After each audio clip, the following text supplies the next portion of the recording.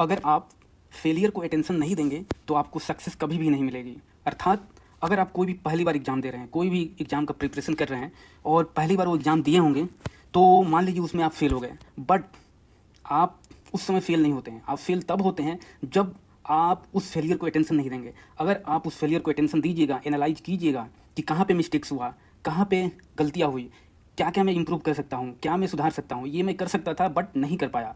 जो भी आप स्ट्रेटजी अपनाइए, जो भी आप माइंडसेट बनाइए, उसी के अकॉर्डिंग चलिए और फेलियर को एनालाइज कीजिए, क्यों फेल हुए, तो अटेंशन दीजिएगा अगर फेलियर को, तो बहुत बहुत बहुत 100% चांस है कि आप नेक्स्ट टाइम जब वो एग्ज़ाम दीजिएगा तो 100% आप वो पास कर लीजिएगा। नमस्कार दोस्तों, पीसीएस मैराथन यूट्यूब चैनल में आपका स्वागत है। ये जो वीडियो मैं लेके आया हूँ, ये 70वें बीपीएससी प्रीलिम्स एग्ज़ाम 2024 के लिए मोस्ट इम्पोर्टेंट टॉपिक्स, महत्वपूर्ण अध्याय कौन कौन से हो सकते हैं, क्या क्या हम टॉपिक देखें कि ये डेफिनेटली बीपीएससी के प्रीलिम्स में आते हैं। ये मैं 4-5 सालों का प्रीवियस ईयर के देखा हूँ, प्रीलिम्स का जो पेपर्स है एनालाइज किया, और तब मैं ये वीडियो लेके आया हूँ कि कौन कौन से इंपॉर्टेंट टॉपिक्स हैं जो कभी ना कभी आते ही आते हैं, इन 4 सालों में या 5 सालों में आए ही आए हैं। तो वो मैं टॉपिक लेके आया हूँ, सब्जेक्ट वाइज हम देखेंगे और अति संभावित टॉपिक्स कौन कौन से हैं। तो ये बहुत ही इंपॉर्टेंट है, जो भी बीपीएससी प्रीलिम्स का एग्ज़ाम देने वाले हैं 70वें, वो बहुत ही अच्छे से ये देखें, ये आपके लिए बहुत ही बढ़िया वीडियो हो सकता है। तो सबसे पहले हम देखेंगे पॉलिटी के बारे में देखेंगे कि इसमें कौन कौन से टॉपिक्स इम्पोर्टेंट हैं और आ सकते हैं एग्जाम में, प्रीलिम्स के एग्जाम में। पॉलिटी, राज्य व्यवस्था, इसमें इंपॉर्टेंट है प्रीएम्बल। पहले तो प्रीएम्बल ही इंपॉर्टेंट है, प्रस्तावना। उसके बाद आता है different sources of Indian constitution. जो इंडियन कॉन्स्टिट्यूशन में डिफरेंट सोर्सेज से लाया गया है, विदेशों से जो लाया गया, फॉरेन कंट्री से जो आया है, वो भी बहुत ही इंपॉर्टेंट है। पंचायती राज, स्टेट लेवल, स्टेट पीसीएस का एग्जाम है, इसलिए पंचायती राज बहुत ही इंपॉर्टेंट हो जाता है। इससे एग्जाम में आते ही आते हैं पंचायती राज से। और इंपॉर्टेंट अमेंडमेंट, जो भी इंपॉर्टेंट अमेंडमेंट हुए हैं अभी तक, वो आपको देखना है, ये बहुत ही इंपॉर्टेंट है।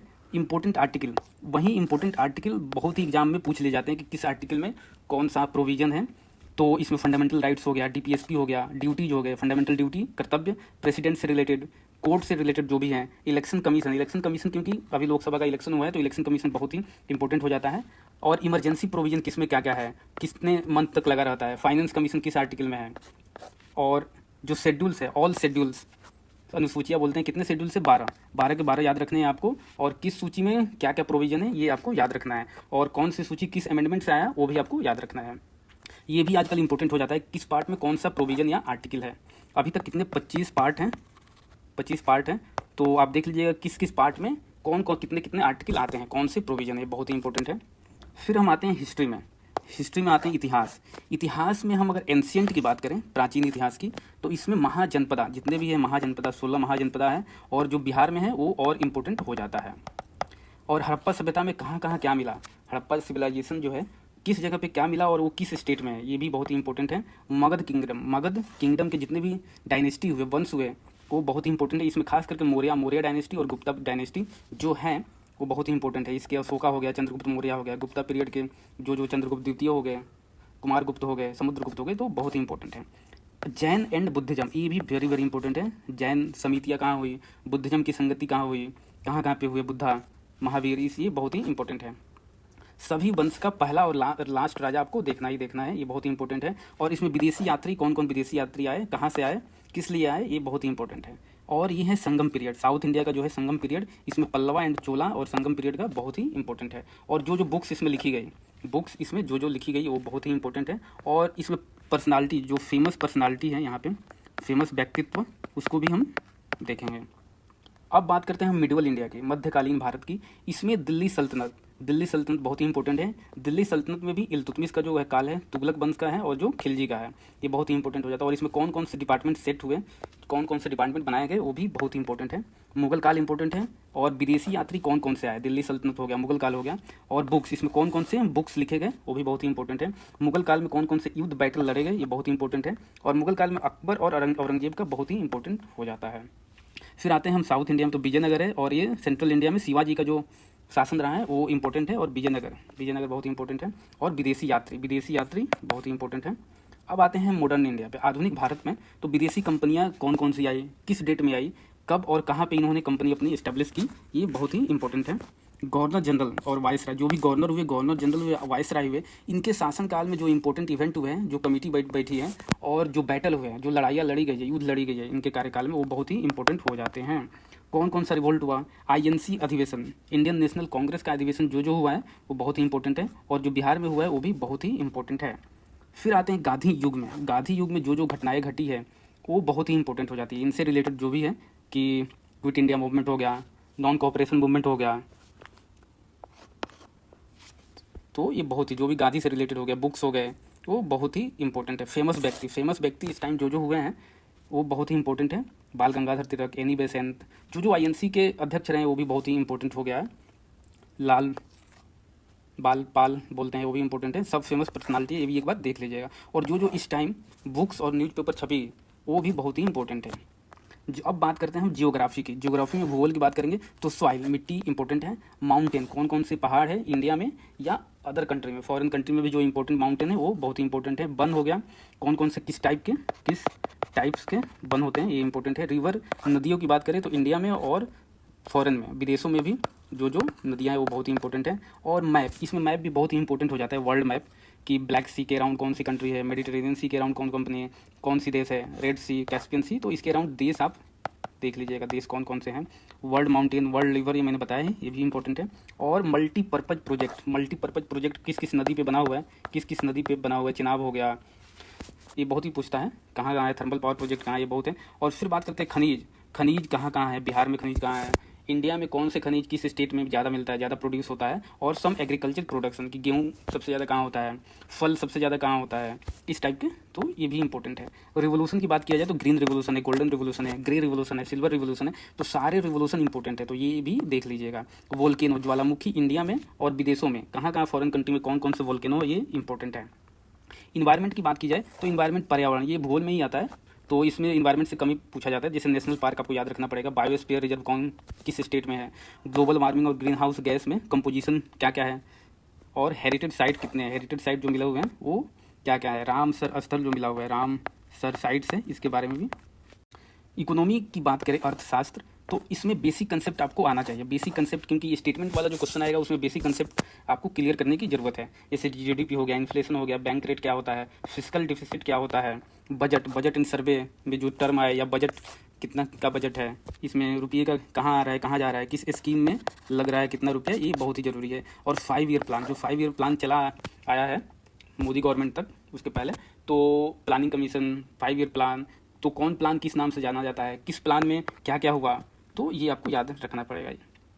साइंस की बात करें तो साइंस, विज्ञान में हम बायोलॉजी देखें, बायोलॉजी में सेल इंपॉर्टेंट है, विटामिन इंपॉर्टेंट है, और ह्यूमन डिजीज, मानव रोग जिसको बोलते हैं ह्यूमन डिजीज, कि विटामिन से कौन कौन सी डिजीज होती है कमी से, या बैक्टीरियल डिजीज हो गया, जो भी रोग हैं वो प्रोटीन के चलते जो डिजीज होता है, ये बहुत ही इंपॉर्टेंट है। हार्मोन हो गया, हार्मोन में प्लांट हार्मोन हो गया, ह्यूमन हार्मोन हो गया, बहुत इंपॉर्टेंट है। और बॉडी पार्ट, हमारे बॉडी पार्ट में जो भी है पार्ट, ब्रेन, लीवर, किडनी, तो इससे रिलेटेड कौन सी बीमारियां होती है, और कौन सा प्रोटीन कहाँ या स्टोरेज होता है, विटामिन ई कहाँ स्टोरेज होता है लीवर में, तो ये सारा बॉडी पार्ट जो है ये बहुत ही इंपॉर्टेंट है। फिजिक्स की बात करें तो फिजिक्स में लाइट और साउंड वाला जो पार्ट है वो बहुत ही इंपॉर्टेंट है। और स्केलर वेक्टर क्वांटिटी कौन कौन सी है, ये इंपॉर्टेंट है। ग्रेविटी, एक्सेलरेशन इंपॉर्टेंट है। न्यूटन लॉ जो भी है ये इंपॉर्टेंट है। और डिवाइस, जो डिवाइस है, मापन यंत्र, उसके बारे में भी आपको जानकारी रखनी पड़ेगी। और एनर्जी, कि कौन सी एनर्जी किस में ट्रांसफर होती है, तो ये बहुत ही इंपॉर्टेंट है एनर्जी वाला पार्ट। और केमिस्ट्री की बात किया जाएगा तो एसिड बेस है, लिटमस टेस्ट है, एसिड बेस का क्या रेंज होता है, लिटमस टेस्ट कौन सा, लिटमस टेस्ट एसिड में यूज करते हैं, बेस के लिए यूज करते हैं। और कॉमन नाम होता है केमिकल का, हर केमिकल के रासायनिक नाम होते हैं, उसको भी कभी कभी आता है। और पॉलीमर आपका पूछ लिया जाता है, तो ये भी इंपॉर्टेंट है। फिर हम आते हैं बिहार में कौन कौन से टॉपिक इंपॉर्टेंट है, तो बिहार का सबसे पहले तो मैप इंपॉर्टेंट है, जो भी मैप है कि कौन सा डिस्ट्रिक्ट कहाँ है, किधर है, और आउटर डिस्ट्रिक्ट और आउटर जो जिले हैं किस राज्य से लगे हुए हैं, कितने डिस्ट्रिक्ट किस राज्य से लगे हुए हैं, और बीच वाले डिस्ट्रिक्ट भी इंपॉर्टेंट है, इसलिए आप ध्यान से मैप देख लीजिएगा। नदियाँ कहाँ हैं, कौन से खनिज किस जिले में मिलते हैं, तो ये बहुत ही इंपॉर्टेंट है, मिनरल्स। और इतिहास की बात की जाए तो वंश, कौन कौन से डायनेस्टी वंश कौन और कहाँ कहाँ हुआ, इसका फर्स्ट एंड लास्ट राजा कौन कौन सा हुआ, ये बहुत ही इंपॉर्टेंट है। बजट सर्वे इसका इंपॉर्टेंट है बिहार का। रामसर स्थल इसलिए इंपॉर्टेंट है कि इस बार जमुई में नागी नगटी को मिला हुआ है रामसर साइट, तो टोटल बिहार में कितने हो गए, 3, तो ये भी इंपॉर्टेंट है, किस जिले में है, क्या नाम है। जीआई टैग बिहार में कितने हैं, कौन कौन डिस्ट्रिक्ट को मिला हुआ है। सेंसस बिहार का इंपॉर्टेंट है, और बिहार में कौन कौन से आंदोलन हुए हैं, कौन कौन से संगठन बने, और फेमस पर्सनालिटी यहाँ पे कौन कौन सी है वो इंपॉर्टेंट है। कौन कौन से वन है, मतलब किस डिस्ट्रिक्ट में ज़्यादा वन है, किस डिस्ट्रिक्ट में सबसे कम कम है, तो वन परसेंटेज भी याद रखिएगा। और बिहार में INC अधिवेशन, इंडियन नेशनल कांग्रेस का अधिवेशन कहाँ कहाँ हुआ था, इसके प्रेसिडेंट कौन थे, ये इंपॉर्टेंट है। मैथ रीजनिंग की बात करें तो इसमें आप PYQ कर लीजिए, PYQ 5 से 6 सालों का कर लीजिए, तो आपका लगभग प्रैक्टिस हो जाएगा, अच्छे से हो जाएगा। बाकी इसमें मैं जो टॉपिक लाया हूँ ये पिछले 2-3 सालों के जो पूछे गए हैं वो मैं लेके आया हूँ। जैसे परमुटेशन हो गया, कम्बिनेशन मैथ में, ये इंपॉर्टेंट है।